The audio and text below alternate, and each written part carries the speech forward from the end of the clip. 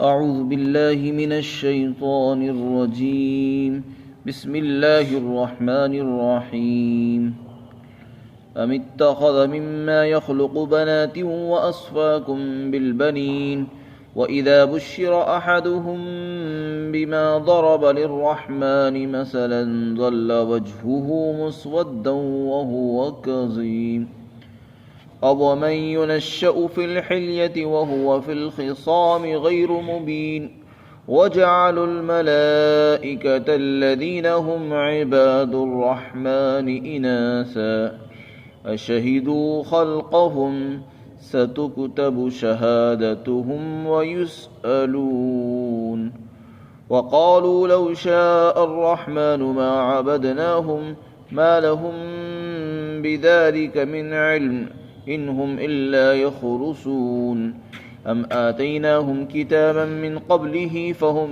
بِهِ مُسْتَمْسِكُونَ بَلْ قَالُوا إِنَّا وَجَدْنَا آبَاءَنَا عَلَى أُمَّةٍ وَإِنَّا عَلَى آثَارِهِمْ مُهْتَدُونَ وَكَذَلِكَ مَا أَرْسَلْنَا مِنْ قَبْلِكَ فِي قَرْيَةٍ مِّن نَّذِيرٍ إِلَّا قَالَ مُتْرَفُوهَا إِنَّا وَجَدْنَا آبَاءَنَا عَلَى أُمَّةٍ وَإِنَّا عَلَى آثَارِهِمْ مُقْتَدُونَ قَالَ أَوَلَوْ جِئْتُكُمْ بِأَهْدَىٰ مِمَّا وَجَدتُّمْ عَلَيْهِ آبَاءَكُمْ قَالُوا إِنَّا بِمَا أُرْسِلْتُمْ بِهِ كَافِرُونَ فانتقمنا منهم فانظر كيف كان عاقبة المكذبين.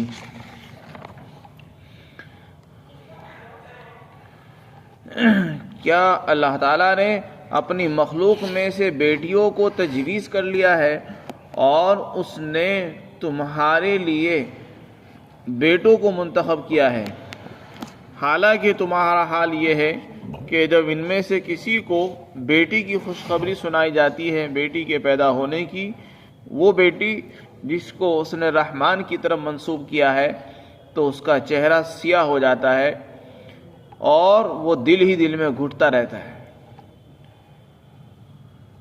بھلا کیا وہ لڑکی اللہ کے لیے تجویز کرتے ہیں جس کی پرورش اور جس کی نشو و نما آرائش اور زیبائش اور زیورات میں کی جاتی ہے، اور وہ بحث و مباحثے کے اندر بھی قوت بیان نہیں رکھتی ہے، اور انہوں نے فرشتوں کو جو اللہ کے یعنی رحمان کے بندے ہیں ان کو مؤنث قرار دے دیا، عورتیں قرار دیا ہے. کیا یہ ان کی تخلیق اور پیدائش کے وقت موجود تھے؟ ضرور ان کی یہ گواہی اور ان کا یہ دعویٰ لکھا جائے گا اور ان سے قیامت کے دن سوال کیا جائے گا.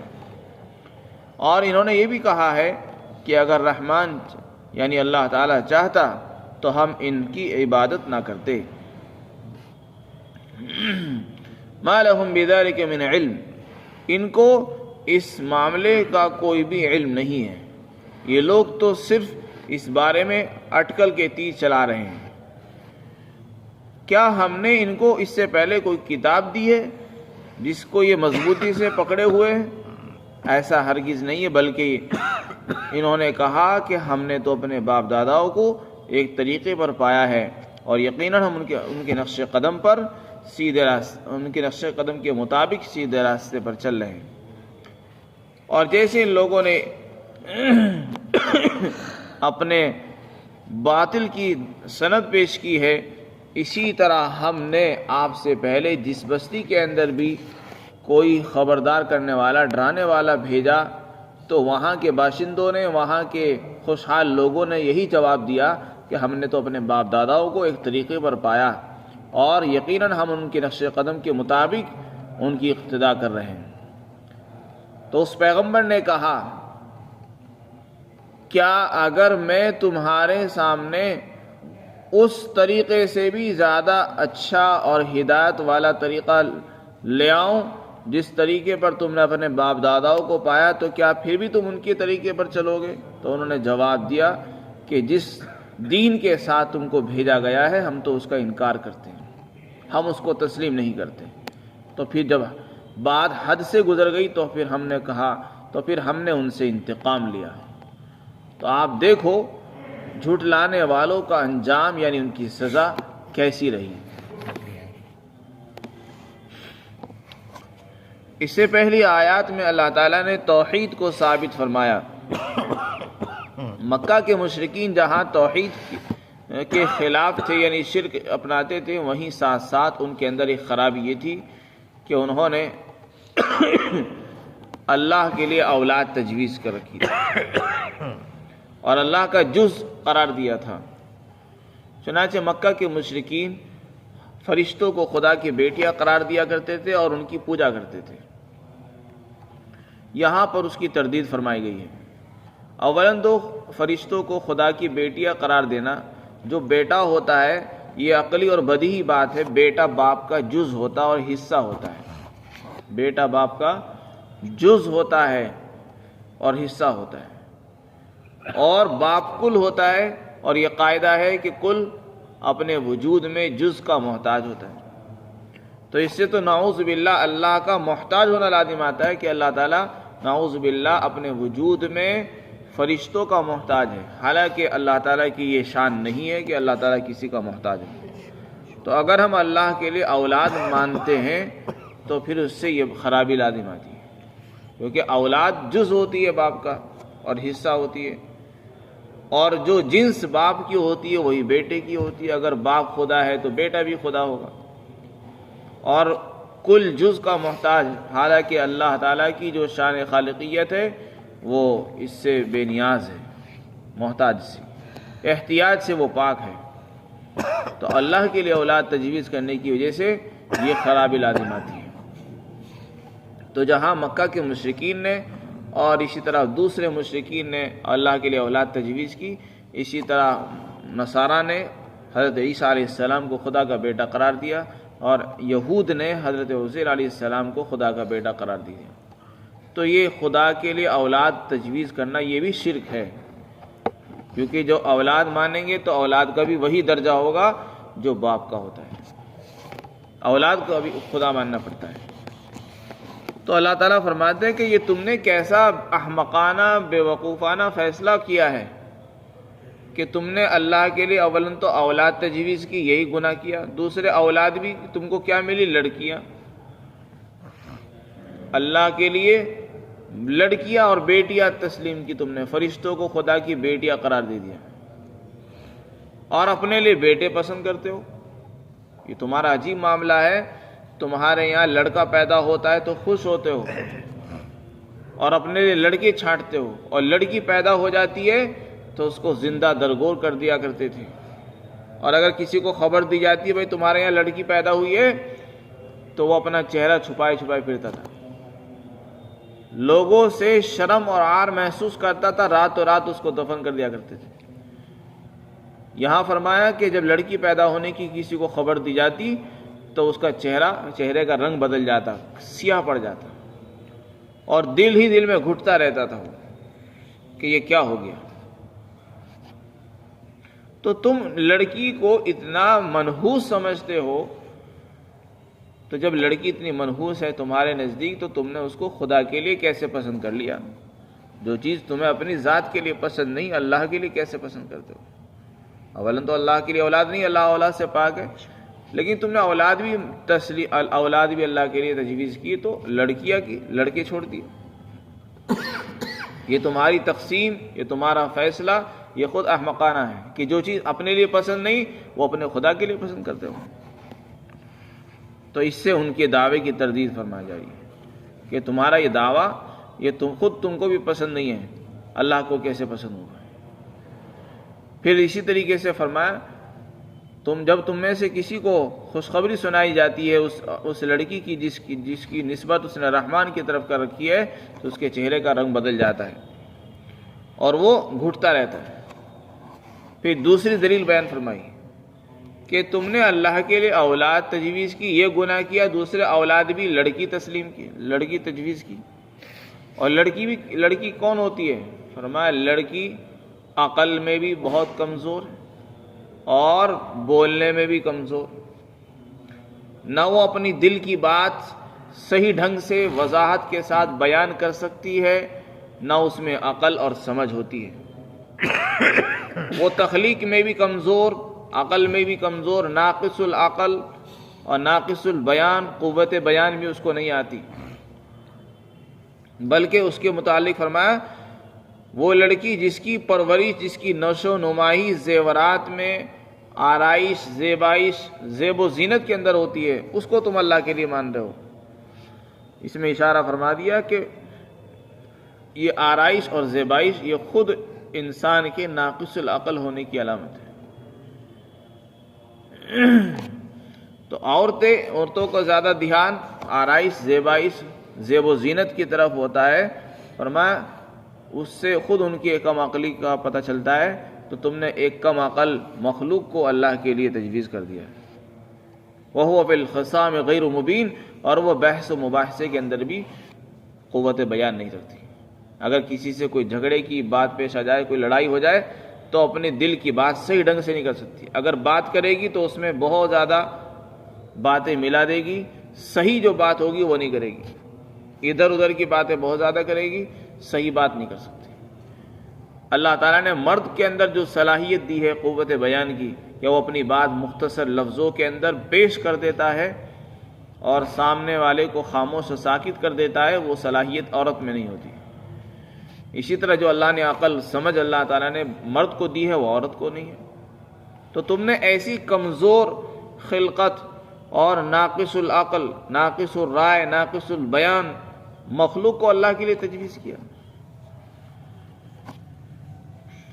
پھر آگے ان کے دعوے کی تردید کرتے ہوئے فرمایا کہ تم نے صرف اولاد ہی تجویز نہیں کی، تم نے کئی گناہ کیے۔ تم نے اولاد کے ساتھ ساتھ فرشتوں کو بھی مؤنث قرار دے دیا۔ نعوذ باللہ، تمہارے عقیدے کے مطابق اب فرشتے عورتیں کہلائیں گی، کیونکہ تم نے فرشتوں کو خدا کی بیٹیاں کہا، اور بیٹیاں کیا ہوتی ہے؟ وہ عورتیں ہوتی ہیں۔ تو تم نے فرشتوں کو خدا کی بیٹیاں قرار دے دیے، یہ بھی جرم کیا ہے۔ حالانکہ فرشتے نہ بیٹیاں ہیں، نہ عورتیں ہیں، نہ مرد ہیں، وہ تو ایک نورانی مخلوق ہے۔ اب سوال یہ ہوتا ہے کہ تم کو کیسے پتا چلا کہ وہ عورتیں ہیں؟ حالانکہ وہ عورتیں تو ہیں نہیں۔ تمہارے پاس کیا دلیل ہے؟ تمہارے پاس نہ عقلی دلیل ہے، نہ نقلی دلیل ہے۔ اللہ تعالیٰ سوال ماریں گے، یہ بتاؤ جب اللہ نے فرشتوں کو پیدا کیا تو کیا تم اس وقت موجود تھے؟ تم دیکھ رہے تھے کہ وہ عورتیں ہیں یا مرد ہیں؟ ظاہر ہے کہ ان کی تخلیق کے وقت، پیدائش کے وقت موجود نہیں تھے، تو یہ بے سند بات ہوئی۔ ان کے دعوے کو کمزور کیا جا رہا ہے کہ تمہارا یہ دعویٰ بے دلیل اور بے سند ہے، اس کے اندر جان نہیں ہے۔ پھر آگے فرمایا تم نے جو دعویٰ کرا ہے کہ عورتیں ہیں، وہ فرشتے عورتیں ہیں، یہ تمہارا دعویٰ لکھا جائے گا، تمہارے اعمال نامے میں لکھ دیا جائے گا۔ قیامت کے دن تم سے باز پرس ہوگی، پوچھا جائے گا کہ بتاؤ تم نے فرشتوں کو خدا کی بیٹیاں کیسے کہا؟ یہ الزام جو تم نے دیا ہے، اس کا سوال ہوگا قیامت کے دن۔ اس کے بعد جب ان سے کہا جاتا تھا کہ ان کی عبادت نہ کرو، فرشتوں کی پوجا نہ کرو، وہ فرشتوں کی پوجا بھی کرتے تھے، ان کو خدا کی بیٹیاں مان کر ان کی پوجا کرتے تھے اور ان کی شکلیں بناتے تھے پریوں کی شکل میں۔ تو جب ان سے کہا جاتا تو وہ جواب میں یہ کہتے تھے کہ دیکھو اللہ تعالیٰ کو ہماری عبادت پسند ہے، اگر اللہ تعالیٰ کو ہماری عبادت پسند نہ ہوتی تو پھر وہ ہمیں بہت پہلے روک دیا کرتا، اس نے اب تک ہمیں کبھی روکا نہیں۔ اللہ تعالیٰ نے آج تک ہمیں فرشتوں کی پوجا کرنے سے روکا نہیں، اس کا مطلب یہ ہے کہ اللہ ہماری اس عمل سے خوش ہے۔ اللہ تعالیٰ فرماتے ہیں کہ یہ سب بیکار کی باتیں، ان کو اس معاملے کا کچھ بھی علم نہیں ہے۔ اگر کوئی آدمی، روئے زمین کا معاملہ ایسا ہے، دنیا میں اگر کوئی آدمی کسی عقیدے پر ہے، کسی کام کو کر رہا ہے، ضروری نہیں اللہ تعالیٰ اس کام سے خوش بھی ہو۔ دنیا میں تو اللہ نے ہر انسان کو اختیار دیا ہے، اچھے کام بھی کرنے کا اختیار ہے، برے کام کرنے کا بھی اختیار ہے۔ تو دنیا میں کسی انسان کا کوئی عمل کرنا یہ اللہ کے رضامند کی دلیل نہیں ہوتی۔ ایک آدمی بتوں کی پوجا کر رہا ہے، اس کا مطلب نہیں کہ اللہ تعالیٰ نے اس کو روکا نہیں، لہذا اللہ تعالیٰ اس سے خوش ہے۔ یہ ایک آدمی نماز پڑھ رہا ہے، اس کا مطلب یہ کہ اللہ تعالیٰ اس سے خوش ہے۔ یہ تو دنیا کا اختیار ہے، ہر انسان آزاد ہے، نیک کام کرنے میں بھی آزاد، گناہ کرنے میں بھی آزاد۔ تو یہ کہنا کسی آدمی کا کہ اگر ہم غلط ہوتے تو اللہ ہمیں کبھی کا روک دیتا اور اس نے روکا نہیں، اس کا مطلب ہم صحیح ہیں۔ تو اپنے باطل باطل والے اپنے بطلان کے صحیح ہونے کی دلیلیں پیش کرتے تھے اس طریقے سے. اللہ نے فرمایا انہیں اس کی خبر بھی نہیں ہے. یہ سب اٹکل کے تیر چلا رہے ہیں, اندازے سے باتیں کرتے ہیں. ان کے پاس کیا دلیل ہے کہ فرشتے خدا کی بیٹیاں ہیں, اور کیا دلیل ہے کہ ان کی پوجا کرنا جائز ہے؟ ان کے پاس کوئی دلیل نہیں ہے, یہ صرف اٹکل والی باتیں ہیں. پھر فرمایا کیا ہم نے ان کو کوئی کتاب دی تھی؟ قرآن سے پہلے ان کے پاس کوئی اور کتاب موجود ہے کہ جس کو دیکھ کر یہ عمل کر رہے ہیں اور اسی کے مطابق چل رہے ہیں؟ تو جب ان سے سوال کیا گیا انہوں نے کہا نہیں, نہ ہمارے پاس کتاب ہے. تو پھر تم کس راستے پر چلتے ہو؟ تو انہوں نے جواب دیا کہ ہم تو اپنے بڑے باپ داداؤں کو دیکھ کر چل رہے ہیں. ہم نے تو اپنے بڑوں کو, باپ داداؤں کو اسی راستے پر پایا تھا, ہم بھی اسی راستے پر چل دیے. تو ہم تو اپنے باپ دادا کے نقش قدم کے مطابق سیدھے راستے پر چل رہے ہیں. جیسے ہم نے اپنے باپ کو, دادا کو, پردادا کو دیکھا, ہم نے اسی راستے کو اختیار کر لیا. تو یہاں پر اللہ تعالیٰ نے جواب دیا کہ یہ کوئی طریقہ نہیں ہوتا, یہ کوئی سند نہیں ہوتی ہے. کسی بھی عقیدے کو ثابت کرنے کے لیے دو دلیلوں میں سے کوئی دلیل ہونی چاہیے. مثلا ہم اللہ کو ایک مانتے ہیں, اس کی کیا دلیل ہے؟ اس کی دلیل عقلی بھی ہے اور اس کی دلیل نقلی بھی ہے. نقلی کیا ہے کہ اللہ نے قرآن میں اعلان کیا کہ میں ایک ہوں, اور حدیث میں اللہ کے رسول نے اس کی وضاحت فرمائی. خود آپ کے عمل سے اس کی وضاحت ہوتی ہے. قرآن اور حدیث توحید سے بھرے پڑے ہیں, اور ہماری عقل بھی یہ کہتی ہے کہ ایک گھر جو ہے دو آدمیوں سے نہیں چل سکتا, تو یہ سارا نظام دو خداؤں سے کیسے چل سکتا ہے؟ اگر ایک ملک کے دو بادشاہ بنا دیے جائیں تو ایک بادشاہ کہے گا کہ نہیں یہاں یہ قانون ہونا چاہیے, دوسرا کہے گا نہیں میری مرضی والا قانون چلنا چاہیے, تو وہاں آپس میں جھگڑا ہو جاتا ہے. ایک ملک میں دو بادشاہ کبھی نہیں رہ سکتے, ایک شہر میں دو حاکم نہیں رہ سکتے, اور اگر کہیں ہوں گے تو بھی جھگڑا فساد ہوتا ہے. ہم دیکھ رہے ہیں کہ اس کائنات میں آج تک جھگڑا نہیں ہوا ہے. اس کا مطلب یہ ہے کہ یہ کائنات کے اندر بگاڑ کا پیدا نہ ہونا یہ خود ہمیں بتا رہا ہے کہ اس کائنات میں دو خدا نہیں, ایک ہی خدا ہے. یہ ہماری عقل فیصلہ کرتی ہے,